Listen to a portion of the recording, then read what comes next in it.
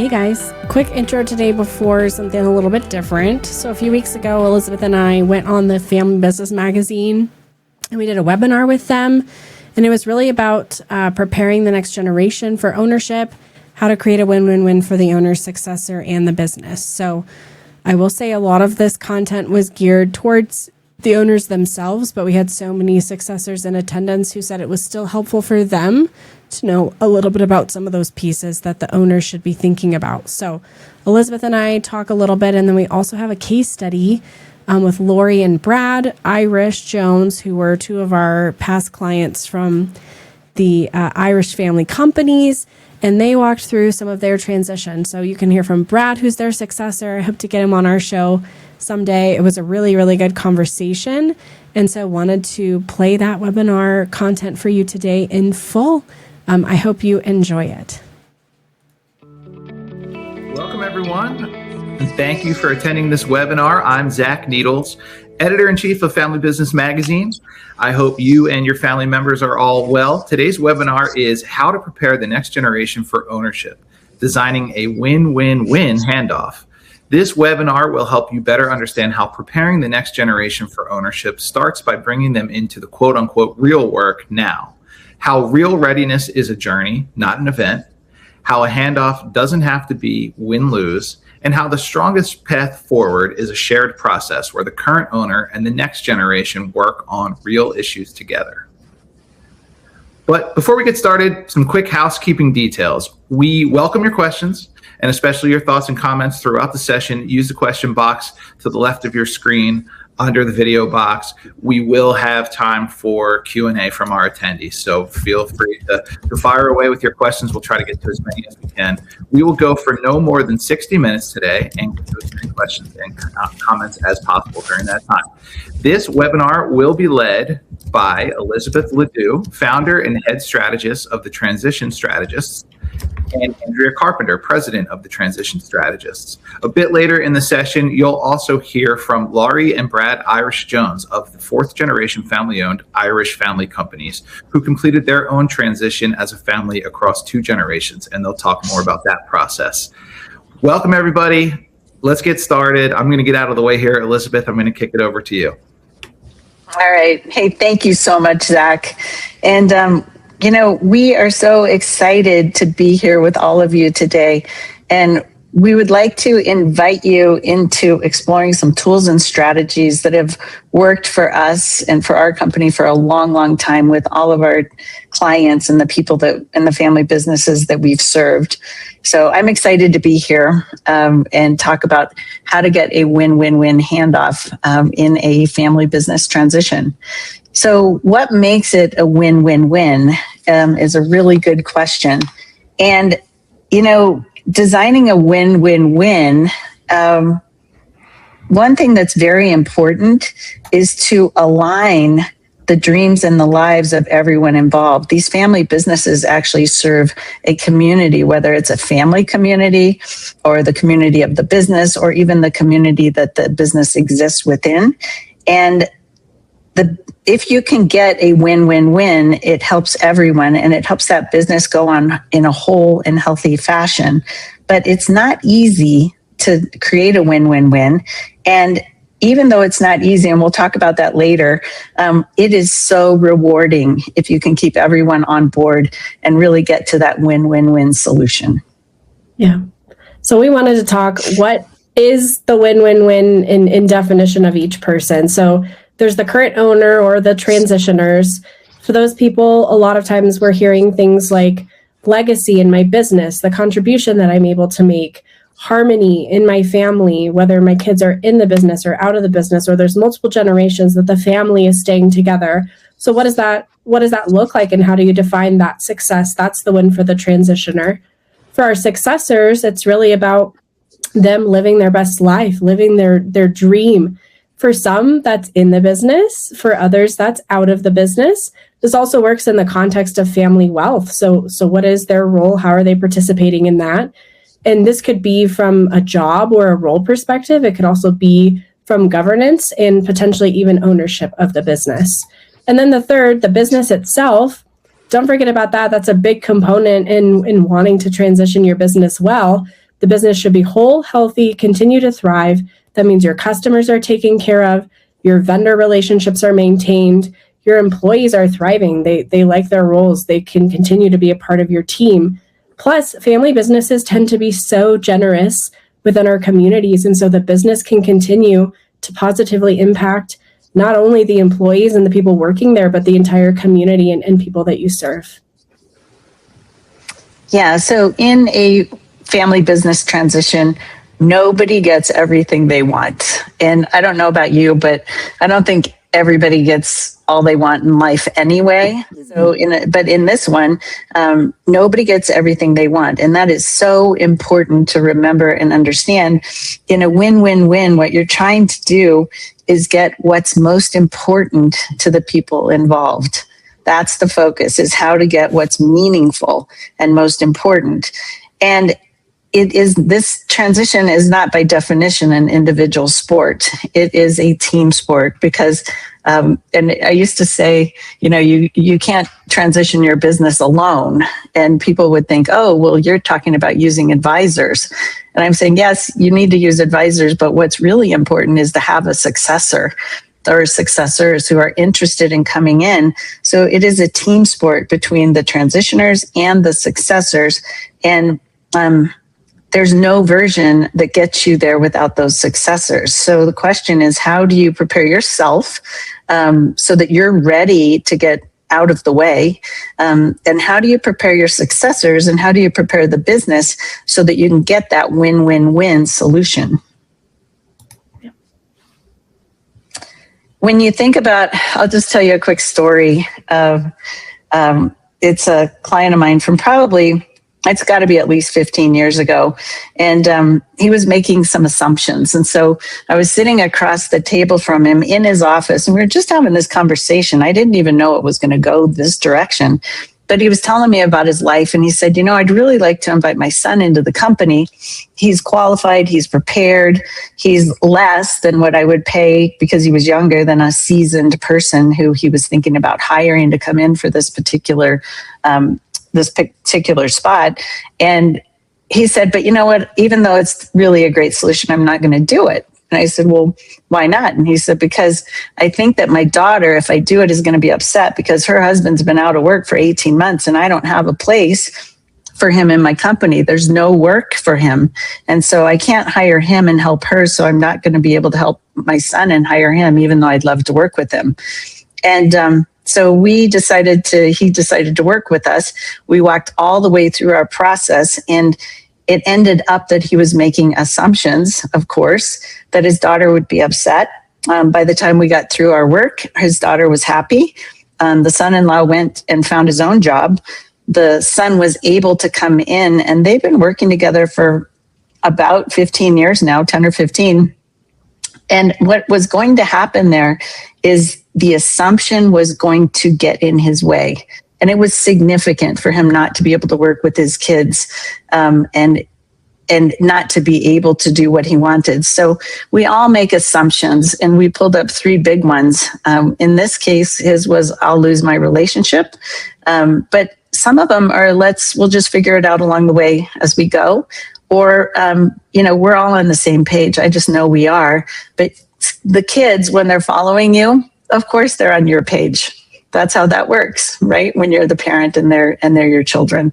So assumptions get us into trouble. Mm-hmm. And I wanted to talk, so how do you actually get past those assumptions? We use a lot of journey, roadmap analogies in our work. We always say transition is a journey, not an event. So if you think of, okay, where are we going and where are we going to start going on this path? How do you talk to each of your successors? In some families we work with, this is 2 of their children. In other families, when you get 3rd, 4th generation families, you're talking 25 successors potentially who might have ownership or potential roles in the governance. So how do you gather input from all of those different people so that you know what everyone wants before you start to design? And to lean into this analogy a little bit more, I live in Denver. Until I know where I'm going, am I going from Denver towards the East Coast, or am I going from Denver towards the West Coast? Do I need to pack my winter clothes, or am I packing beach clothes? Until we know where you're going, it's illogical to believe that your next generation will start to prepare for the path in the place where we're going. You also don't know what you are preparing them for, and it's a little bit illogical to think that your next gen can prepare themselves. And that's a big part of the process, right? Is the next generation knows where we're going, and they can start to engage and prepare on a deeper level. And so we wanted to jump into that today. One of the tools that we use in our process is called the transition compass, which really helps find the collective direction, not only from the transitioners or the current owners, but also the next generation that's coming forward. So what does that collective direction look like? We'll run through on a super high and fast level some of the different points on this compass. Yeah, so the transition compass, many years ago when I was working, I found that people jumped into the how and how much, and that was where they started. And when you do that, there are almost an infinite number of directions that you can go to get through a family transition. So we built this compass, and starting with the 4 W's, the why, the what, the who, and the when, then going to the how and how much, really streamlines things. And it also allows you to bring in others so that you can understand and get a collective why and a collective compass. So we don't have enough time to go through all of these because we have a tool for each one, but we're going to dive into 2 of the tools today. And so we'll go through the definitions, and then we'll go into the why. So the why, what do I really want? As a transitioner, what do I really want? As a successor, what do I really want? And understanding what everybody wants, what they really want, so that you can figure out that collective why. The what exactly do I or we have? And what do we desire to transition? We're not going to talk about when yet. We're just talking about why, or about the what. But, what do we have? Because family businesses tend to have more than one asset. Then we'll jump to the who. And the who do I want to take over this business? Who do I believe is interested, capable? Do I have more than one? That could happen. And who do I need or want to take care of? It could be other family members that are not in the business. It could be key employees. Sometimes employees have been with a family business for 40 or more years. So who do we want to take care of? And then we'll jump to the many whens. The many whens, this is one of our favorite things, and we're going to talk about this later as well. When will, quote unquote, this happen? The many whens, when are you going to, leave your role? When are you going to change governance? When are you going to transact? And you can do all or any of those things along this journey. So understanding when all those things will happen. Then we go to the how much. How much is enough for me? Let's say I'm the transitioner and I want to be happy in my lifestyle. So how much is enough for me? How much is enough for my family? How much do I need for my next adventure?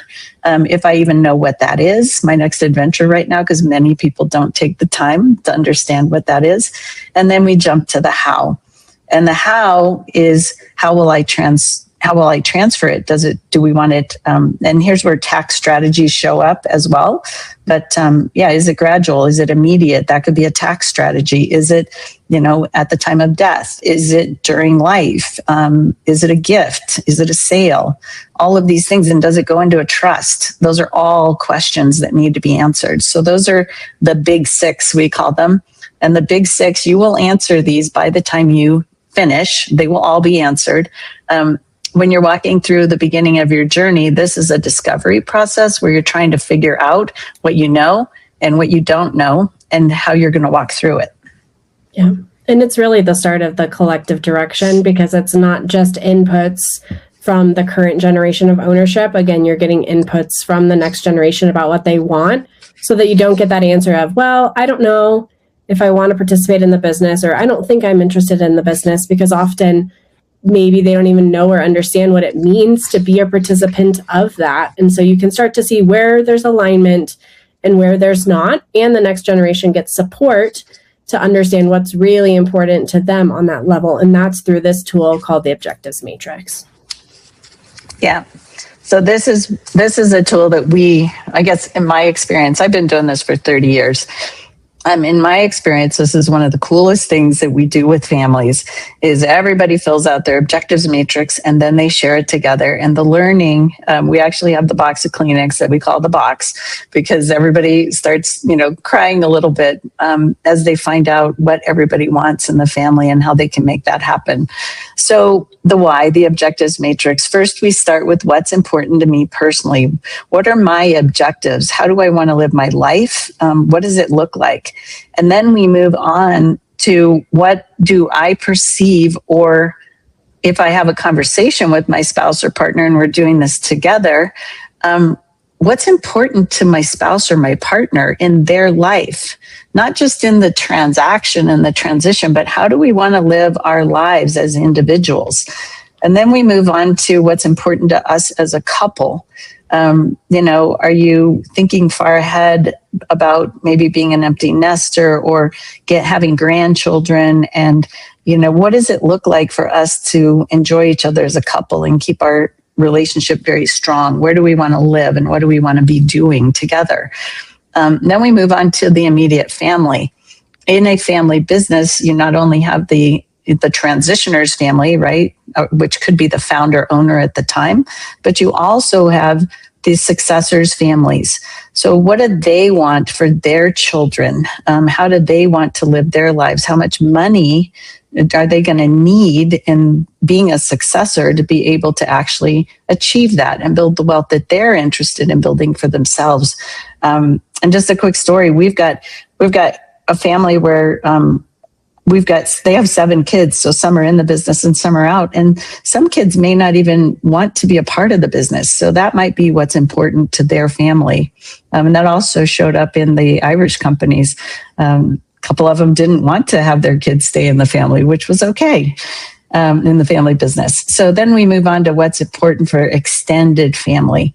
That could be mom, dad, aunts and uncles, cousins, brothers, sisters, but what's important to those people and what would I like for them? And we jump into the business next. So what's important for my business partners? These are owners.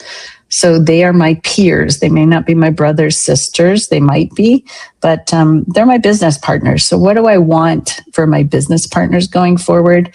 And then what do I want for my employees? Family businesses, they take care of their employees. So what's important for my employees? How do I want them to be? And how do I want that culture to work for them?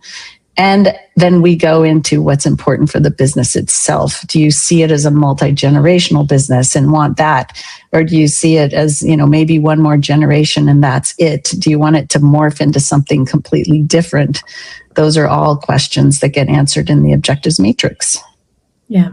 So again, it really helps you know what your successors want, what you want, which also gives you a path forward as you think about stepping beyond the business, and a clear path for successors to say, is my next adventure, is my fulfilled life here? So it's data gathering, which you have to do. It's the soft stuff, data gathering, which is not as common if you just directly start with what's the best tax strategy for our family transition. So this is really leading us down this path of what is the roadmap and how do we actually prepare? So that's the title of our presentation. How do you actually prepare the next generation?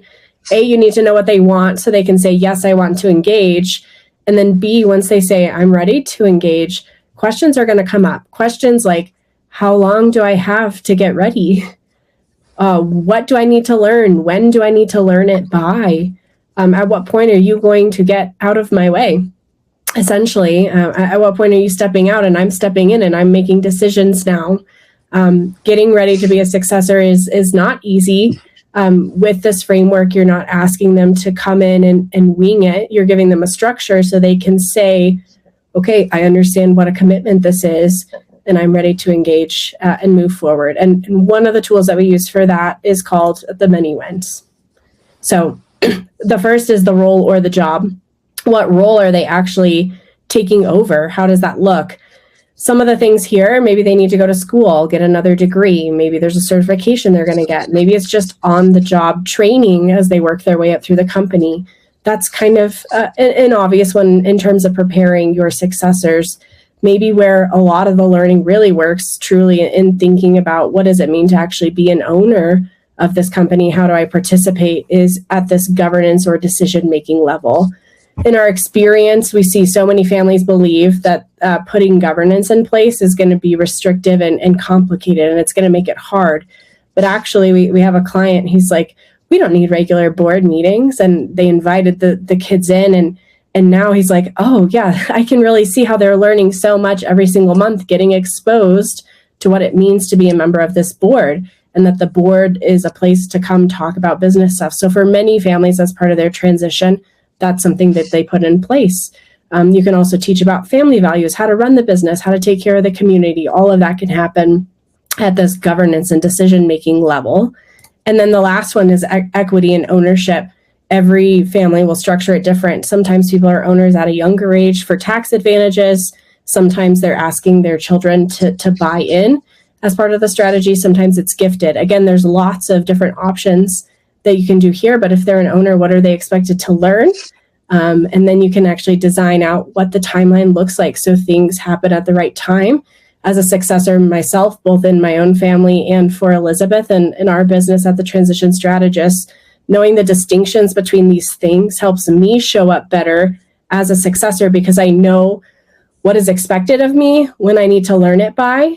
And we can have a discussion if I'm like, hey, I think I need a little bit more time here. Or I actually picked that up really quickly. I'm moving fast. Like, what else could I learn? What else is coming up? And that's why in our work, a lot of times we're plotting it on actual timelines. So I'll let Elizabeth talk about some of the common components that we see plotted on these timelines, not only for the successors who are learning, and there can be multiple timelines for the successors, but also the transitioners, so that everyone is on the same page about the direction that you're starting to go, which is really, in my opinion, one of the best ways to prepare your next generation. Yeah. So one of the things that we see is people underestimate the learning curve that a successor is going to go through, but also the learning curve of the transitioner, because you're both behaviorally moving into a different role, a different place. So this allows you to plot out what's going to happen. So at the bottom, we always have these 4 components. At the bottom, you've got the business or businesses, because you might have more than one. You've got your successors in the blue, and then you've got the transitioner's journey in the red, and then you've got the actual equity transfer, the transaction, whether it's a gift or whatever it is, you've got that up at the top in the gold. The key components that I wanted to highlight is you'll have milestones along each one of the road, along each one of those timelines. And you also will have time spans. And the time spans, like Andrea talked about, they're how, the time frame that everybody agrees on for somebody to take over a role or a responsibility or get through school or whatever that might be. So common transitioner components, like exploring your next adventure, you really can't invite thanks, Andrea. You really cannot invite a successor in if you do not know what you're doing or not know where you're going. So that's a big one, but you might want to do some travel. You might have some decision-making things or creating invitations or maybe purchasing your second home or your next home where you really want to be. Your successor components, they're going to be completing education, accreditations, doing those kinds of things. They're going to be coming in. They're going to have to sign agreements and get maybe people to read them so they understand them, taking over roles. And some of our clients, even the kids, relocate. They come back home because they're coming home to run the business and they can't run it from afar. And then the business things, gosh, we already talked about decision levels, whether you're going to have a multi-generational board and what that means. Shareholder agreements, sometimes estates need to be updated too, which goes to transitioner and successor around what the business is the strategy is going to be. And you've got growth, because usually a business has to grow to take on more people in that next generation. So there are a lot of things that get mapped out. This helps you to have alignment, conversations that need to happen around this project, and also let you have accountability, like Andrea was just talking about, right? We know when she's supposed to learn something by. She either is ahead or behind. We can have conversations, and then we can move on to the next thing. So it allows you to have accountability and also tackle issues as they come up with ease. Yeah, I love the phrase, people line up to their commitments, not your expectations of them. And this really helps them participate in making a commitment on what that forward journey looks like. And it's a shared collective vision of that. So we are so excited to have Brad and Laurie here with us today. We thought the best example really of what this actually looks like in practice would be to let you hear from people who have gone through it. So Elizabeth, I will hand it over and let you introduce Laurie and Brad. Thank you. Thank you. Yeah, this is a real treat for me, and I am absolutely thrilled to introduce Laurie and Brad Irish Jones of the Irish Companies out of Buffalo, New York. It's a fourth generation family business now, and it's been serving Western New York since 1932. It's a long time that this business has been around. Laurie is the prior CEO, and she led this family through a successful transition from the third to the fourth generation that she's going to share some of her insights, and Brad's going to share what it's been like to be in the fourth generation as a successor. And they've worked through some real challenges, but in the end, they're through it and the business is thriving forward. So I'm just grateful that you're here, and please, let's welcome Laurie and Brad. Laurie, I think I'll start off with you, and I'd like to ask you to just give us a quick picture of where you were when we first started working together. 5 sisters, third generation going to the fourth, next gen already working in the business, right? And so where were you? And then where were you stuck? I'd love to do that. So we had been working together. I have 4 sisters. At the time when we met you, Elizabeth, we had 4 of us working in the business, and we all had our defined roles. My one sister's a CPA. My other sister works with computers and data and systems, and I was the CEO, and my other sister was the COO. So we all had our defined positions, but we were in our 50s. And I kept thinking, oh my gosh, you know what? Before we know it, we're going to blink an eye. We've been together now for 25 years. We're going to blink our eyes and we're going to be in our 60s. And so I kept thinking about what is the transition and what do we do and how do we approach it? And we also had the next generation, and we had Brad in and we had Matt in, and that was the normal tension where you have the your generation kind of pushing for more change, and then we're holding tight onto what we are doing. Not that it was horrible. I think that's a very natural thing, but we were stuck because we were so busy in the business, we weren't even thinking about transitioning. Yeah. And that made me very, very nervous. Yes, and so that feeling is what you were kind of like, hey, we've got to go do something about this and start to get a runway here. And what I remember is that there was a lack of clarity on timelines too, and because you did have one sister out of the business who didn't really have a timeline at all, but you had 4 working in the business, and some were not ready to leave at all. And others were sort of like, hey, I'd like to go do something else fairly soon. So there was a lack of clarity on timelines. And everyone, you were just kind of waiting for somebody to do something. You're just working together. So Brad, from where you sat as the next generation, what did that uncertainty feel like? And what do you think it cost you and your cousins while you were waiting?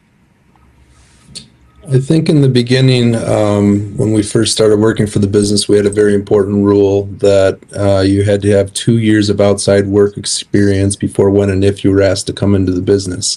So when you came into the business, right off the bat, you're just trying to get your feet wet. You're trying to learn everything. One of the things I appreciated from the existing ownership is they showed us everything from the top down. So we got to learn the business from the very early stages, anywhere from financials to SOPs to any aspect of the business. And I think that was really important for the growth of the next gen.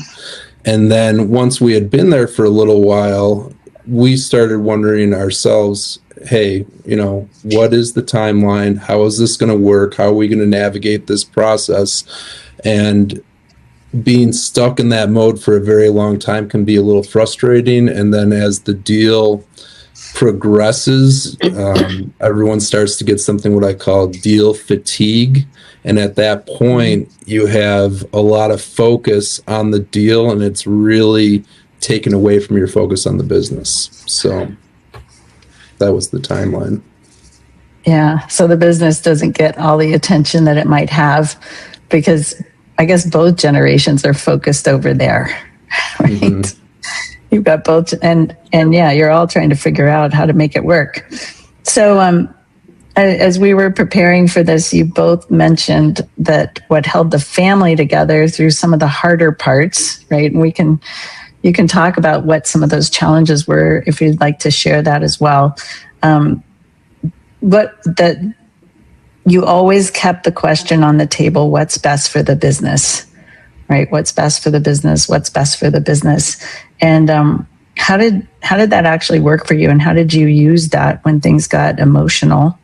And how did you navigate balancing putting the family first for harmony, right? Because you need to do that while also keeping the business first in your thinking for the business, ongoing success. I think from my perspective, because we had meetings very frequently, we did focus on what's best for the business. And that kind of kept it at a level like, okay, if we are focusing what's best on the business, what flows from that is then what's then best for each of us. And it helped keep the emotion out of it somewhat because once we got into, I think our biggest area of conflict was the timeline. Because if you have different people wanting different things at different times, and you have people that have no idea what they want, or a timeline, you can't get movement. You're stuck. So it's something has to align to make you move, and having that focus on what's best for the business, because everybody cared that the business went on. Everybody wanted the next generation to take over. So with that as the theme, then working out the details of it, even though it's really difficult and you have to confront it and you have to have hard conversations, there's a way to do it as long as the focus is, we need to do this for the business. Yeah. Brad, do you have anything to add on that one? That was a very good description. There's just two things that I'll add. One is how important the relationships are. So the relationship between the next gen and your cousins, siblings, whoever that may be, and then also the relationship with the generation ahead of you, and focusing on that relationship. And as Laurie said, focusing on what is best for the business will help you navigate to the finish line. But without those two components, it's tough to make progression. Yeah. It is. Alignment is really helpful. And if you can align on one thing, right, the big project, and keep that as your North Star, just stay on that North Star and keep going. And when you run into something else, it's like, where's that North Star? What are we trying to achieve? Which to me goes back to that collective why, right? This is what we want. So let's go back and see if we can make that as close as we can to happening. That's the energy that's behind the whole thing. Otherwise, it would be really easy to quit. Just say, forget it. We're not doing it. Exactly. All right. It's almost like the theme. Yeah. I wanted to pop in, Elizabeth, and just sort of ask, because we're skirting around like this theme where you got alignment, but obviously it's hard to get to that point where you start to have alignment in a direction. Do either of you have a story or an example of something that happened on that path as you started to move towards alignment that might be worth sharing with people? Because it's not all roses and happy things all the time. There are definitely hard things that you had to move through. And I would emphasize that it's not roses at all. It's very, very difficult. And it's also when you have your sisters and when you have your business partners, when you have to ask these kind of questions and there's avoidance, it gets very, very difficult to get the answers to address, like, how are we going to move forward? So I would say a couple things happened.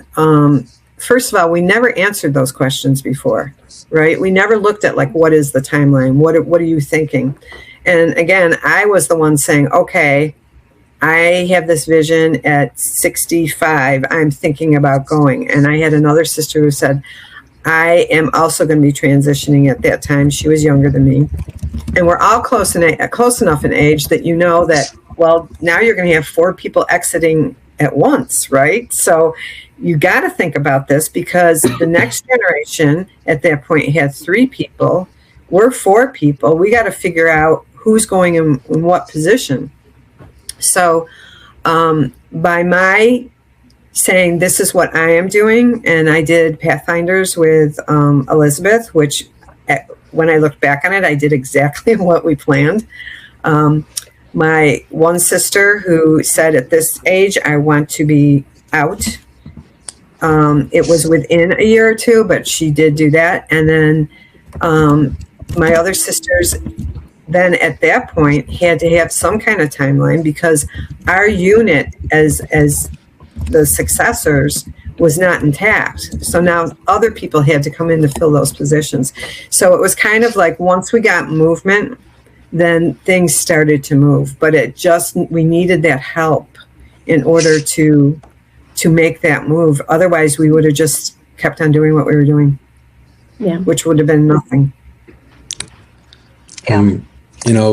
Before we got to the transition strategist and Elizabeth, we had consultants that didn't work out. And we had some tough conversations. We had people stop talking for certain periods of time. We had frustrations, but it's all part of the process.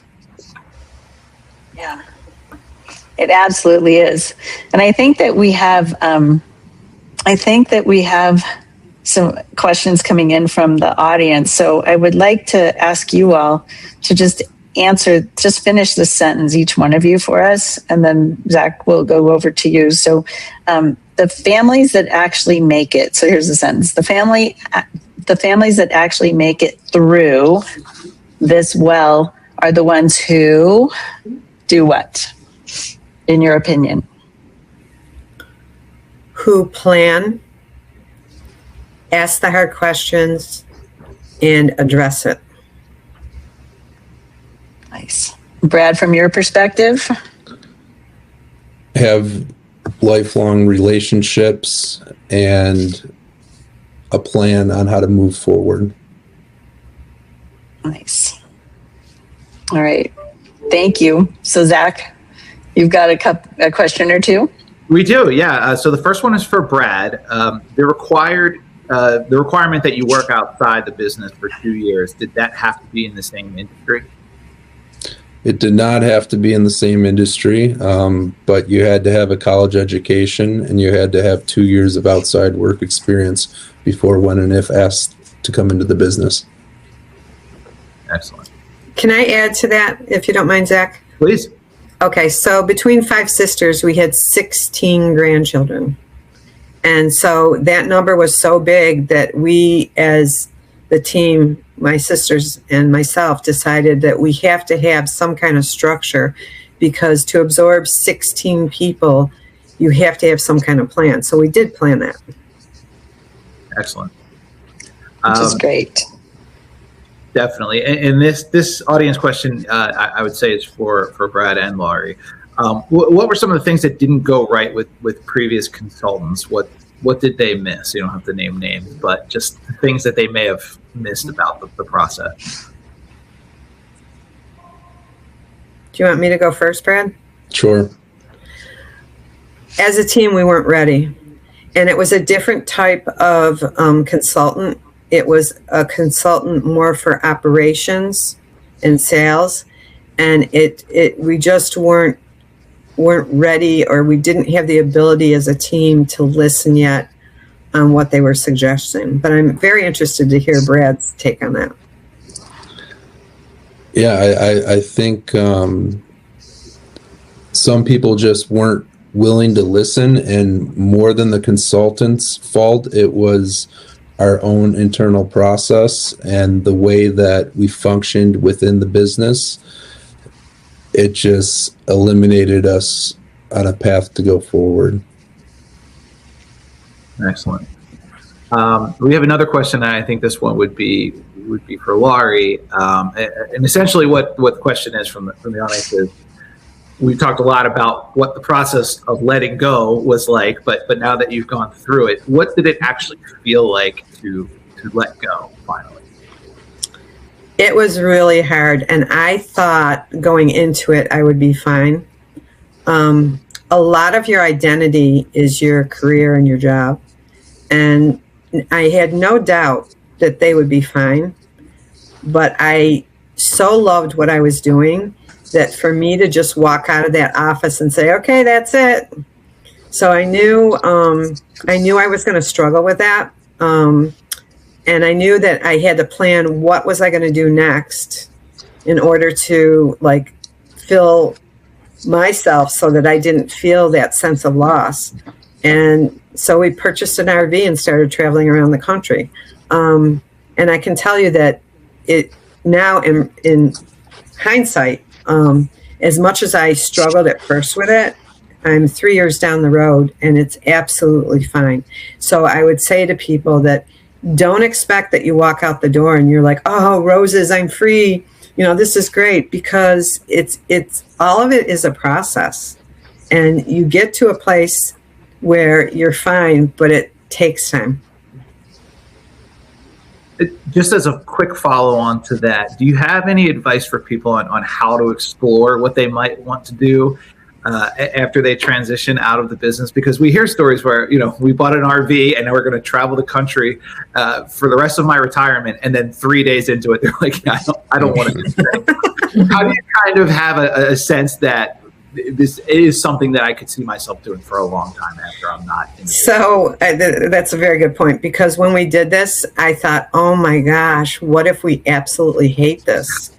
And I thought, well, if we hate it, then we just sell the RV and we go to plan B. So I had known that one of the motivating reasons for me to transition out was that we have 9 grandchildren, and I knew that, you know, I wanted to spend more time with them as they were growing up. And I knew that if I was working my job, I wouldn't be able to do that. I also knew that I one daughter is out on the West Coast. I knew I wanted to travel out there. So I had different like options of things I wanted to do, but I would say you need to be thinking about that when you transition. When you have your timeline and you say, okay, I'm thinking of this date, I think it's really important you say, okay, what am I going to go to next? I mean, it could be anything. It can be charity work. It can be, there's so many options out there where you can still give back. And I've been very lucky because even in this transition, I've been asked different questions, asked to help in different ways. And I'm not in A, which I'm very thankful for. But so I still have a part. It's just not the same part, which is fine. Excellent. And we have one more, we have a ton of audience questions, but we have one more specifically for Laurie and Brad, and then many for the whole group that I think we could probably save for the end. So for Laurie and Brad, there was a question about, for the owners who did exit, were there buyouts for those owners? Yes. There were. Okay. There's one other thing I want to mention too, which I think is really, really important when you're doing transitions. The next generation, while we were working through this, they were also meeting as their own unit, and they were having regular meetings on what they were going to do when that transition took place. So they were prepared. I mean, they, you know, knew exactly who was going in what position. They knew what parts they were playing. They knew their roles. And I think that was allowed them to, when it did happen, they were ready, and they took off, you know, like a rocket, which was a wonderful thing to see. And before we transition out, Brad, I think you should share from the successor perspective what that was actually like to put that together and types of conversations that you were having that were helpful. Well, I go back to the appreciation that I have for the first gen ahead of me, opening up the doors to all of the business from day one. It really helped us grow. And, I'm an entrepreneur at heart. I love work. But it's also about the team, right? And knowing who's the correct person to put in that part of the bus. So for instance, my younger brother is the CEO, but he's better fit for the position. And I think all of us in every generation, and I don't think we get to the fourth generation without the mindset of what is best for the business. And when you have that mindset, and when you're all rowing in the same direction and everyone wants to see the business succeed, and you're organized and everyone around you has a strong work ethic, that's when you can really see the business take off. And you don't know what the future is either, right? So the next generation that purchased that business assumed some debt, had a payback and a buyouts, right? Businesses can transition the other way too. So there is a risk to that. And, sometimes if you're organized and you do it the right way, there can be a big reward. And sometimes if you don't do it the right way, it can also be a financial burden. Yeah. Awesome. Absolutely. Well, thank you. Yeah. Thank you, Brad and Laurie, for sharing part of your story. I know you'll come back for Q&A at the end. So if there's any other questions specifically for them, feel free to put that in the chat. Elizabeth and I wanted to wrap up a few pieces. And I think something that Brad was alluding to, you didn't use this word specifically, but it was this idea of being invited in and making an invitation and finding the right role. And there's so many ways to make an invitation, but we wanted to start to talk about that today because that is one way that a successor starts to engage in the process itself. And so when you think of an invitation, it could be as simple as, I want you to be a part of exploring this. It might not even mean they have to have a role or they have to be an owner. I want you to be a part of exploring it. I don't know the answers yet, and I want to figure it out together. Let's figure this out together. And there are some components of the invitation. Sometimes at the beginning, it's more like, let's just start exploring this. But as your successors start to step through the information that you need to give them to help them make a decision on, is this something I'm going to engage in? It is often one of these 11 elements. So I'm going to let Elizabeth, we're going to go through it so fast today. We do promise that we'll send out a more detailed version and descriptions of all of this afterwards. But some of those elements of the invitation, it's not all positive things, right? It's also things that they need to know and understand. So Elizabeth, please. Yeah, thank you. So in families, I think that we try to help our successors come in thinking that it's going to be great, and we try to protect them a little bit and make sure that everything works well for them. And these are 11 key elements of a great invitation that we've come up with, because coming into business and running a business, it is not all rosy. It's not all easy. And as they take it over, they do have risk. You can see down there in the red on the right.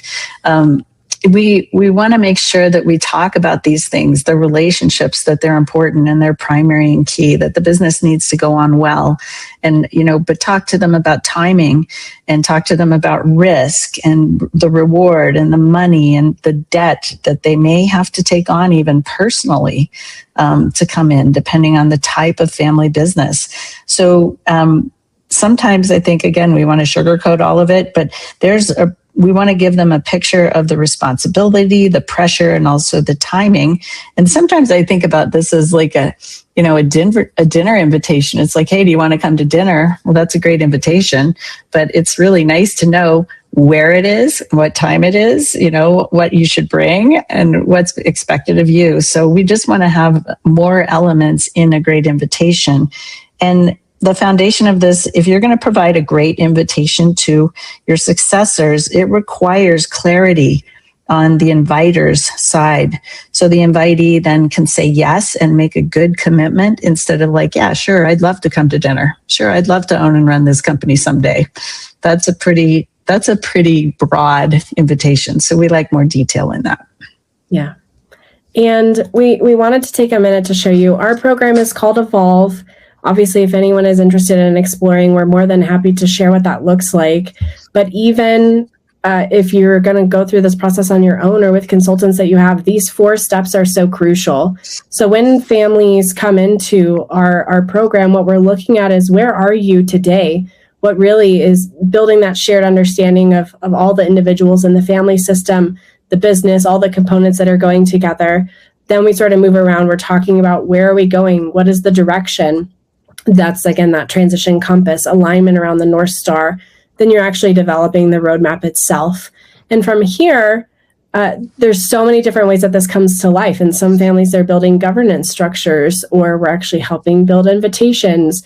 We're talking about decision levels, accountability. There could be ongoing coaching and support that the successors need to grow in their role, or maybe even Laurie mentioned that she did the Pathfinder. That helps you as a transitioner. Like, what is the direction that I'm going? What is my next adventure? So many components that interface completely. We're honored to serve all of the families that we serve through this program to help guide you through the transition and to help you have a guide on the way. That being said, there's so many things that we didn't even have a chance to touch on today, and we went over everything really quickly. Elizabeth wrote a book called It's a Journey. The 2nd edition is actually releasing in July this month. So we wanted to offer to share a copy of this book with you, detailed descriptions of every tool in the compass, how the roadmaps work, all of those pieces. We'll also include a PDF with the elements of great invitations and some detailed descriptions of each of those. So if you scan that QR code, you can grab that book. Would love for you to have that if you'd like. And if you're interested in exploring more and talking with our team, myself and Micah from our team, we do 30-minute calls. Anyone who books a call by July 10th, when the new version comes out, I would love to mail you a hard copy in the mail. So again, just an invitation to explore this a little bit more. The timing is always an interesting thing. When am I going to start? How far away are we? Just start exploring and thinking about what this looks like. If you're not a good fit for our program right now, we'll be honest, and we would tell you honestly. So I think Elizabeth's going to wrap us up with a couple things to remember, and then we'll take more questions. So if there's any, please go ahead and start putting them in the chat. Yeah, so I would just personally like to thank everybody for being here. And, if you're going to remember 3 things from what we talked about today, one is having a collective direction helps your successors better prepare themselves. Successors need to know what they need to learn, how soon they need to learn it, and make the commitment to the family and to the business that they're going to do their very best to try to make that happen. So having that collective direction makes a big difference. A clear invitation helps your successors know what they're saying yes to and actually engage well. And I gave you a great example of that. People do live up to their own commitments. They don't live up to your expectations because they don't know what they really are. So getting a commitment and a clear invitation helps with that. And then last, a great roadmap enables a win-win-win. The model that Andrea went through with you, that's our evolved model. There's a reason why it's a circle, is because this journey can go on literally. Sometimes our roadmaps with families are 10 years, 15 years or more. Sometimes we put a little angel at the end because the owners really aren't going to leave until they aren't here on the planet. And that's okay as long as they have a plan. So the great roadmap, it does enable that win-win-win. Yeah.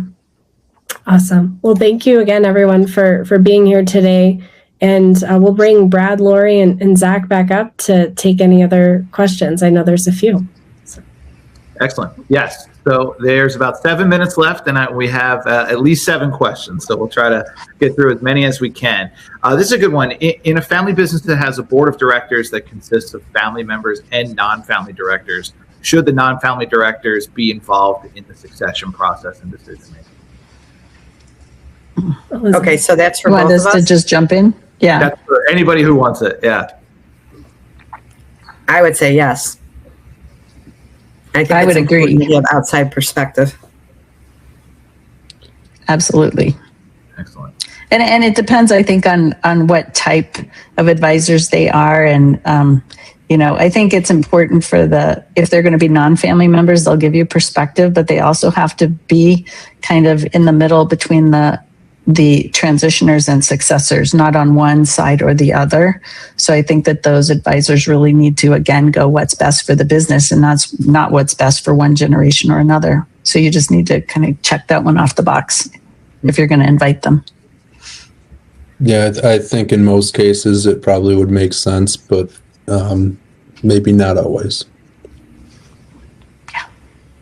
This question, again, for everybody, but it might be something for Laurie and Brad to kind of think of. I don't know that this happened in their family, but just to kind of role play here. How do you handle a situation where my parents want all three children to take over the business, but I'm the only one that wants to do it? So as a next gen, how do you communicate? Like, hey, mom and dad, I'm the only one who's interested. Yeah. Brad, do you have anything? Otherwise, I can start. So I think that it's important to understand the end goal, right? If only one person has interest and focus within that business, how can you work a model that will work for that individual taking on the business, and then figure out a way that the other two siblings are compensated in a different way? Yeah. I was just going to say my passion is next gens. My podcast is actually called Your Next Gen Friend. And so I've talked to so many different next gens, people who wanted in, who didn't want in. And I think being in a facilitated place where you can actually share what your next adventure looks like. We talked about the objectives matrix today. And to be in a spot where you can actually share that vision and paint that picture, but also for the other siblings to get more understanding.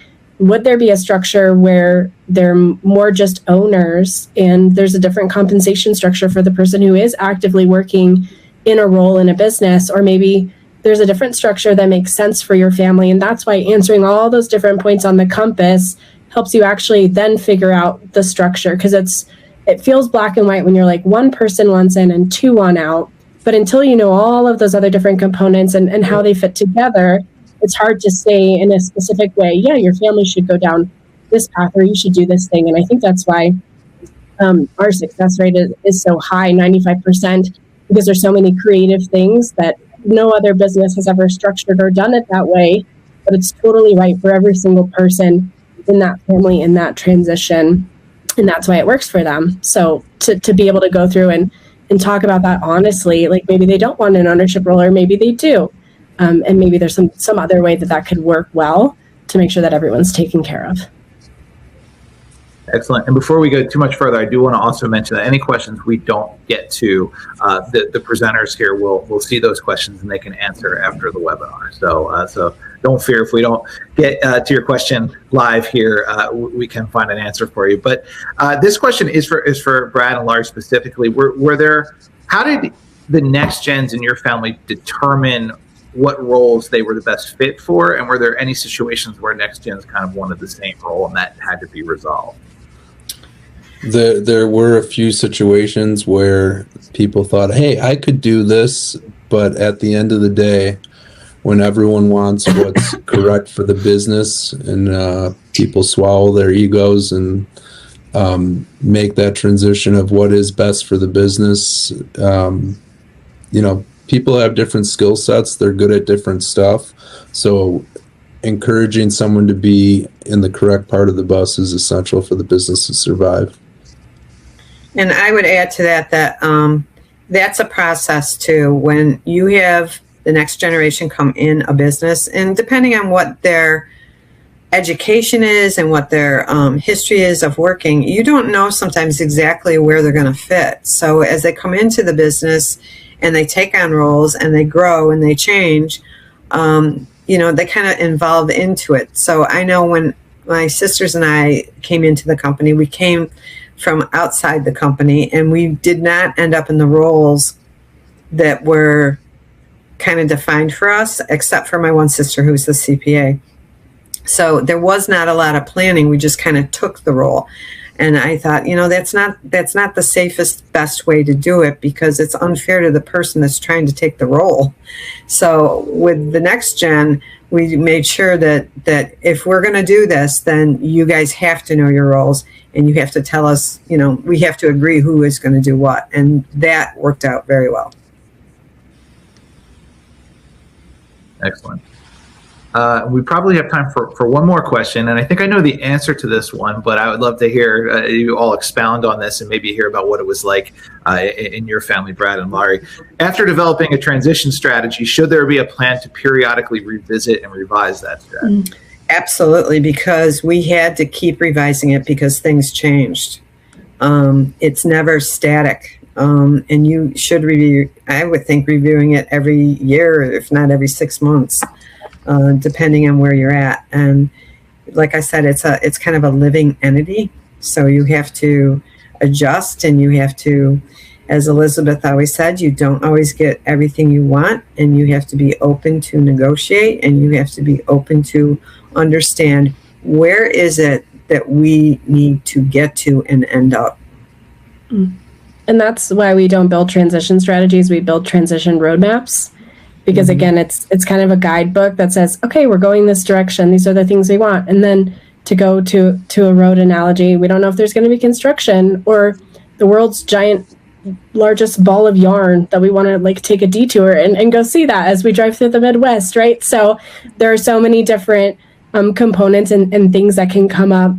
And that's why it's a roadmap, and our evolved process is helping you think through all of those steps and navigating it as they come up. That's really the power of it, is we don't build a strategy and then say, good luck, here's your strategy, go implement it, but that we actually walk with you as you go through and implement that. Excellent. And when you're on that road, it's good to have an RV, so you can take that. There you go. Yes. That's right. Absolutely. That's right. That's Absolutely. right. Well, I want to thank you all. I want to thank everyone who tuned in today. As I mentioned, we will get to the rest of the questions that we didn't get to during the actual webinar, but thank you to all our presenters and speakers. That's it for today. I hope today's episode offered some clarity, or at least a little company. If this resonated, I'd be so grateful if you'd share it with another next gen. While my podcast is for the Successors, you can also check out its sister show, The Business Transition Roadmap, hosted by my business partner, Elizabeth Ledoux. There's lots of great material in business and family succession over there. I hope you'll take a listen. Be well, and see you next time.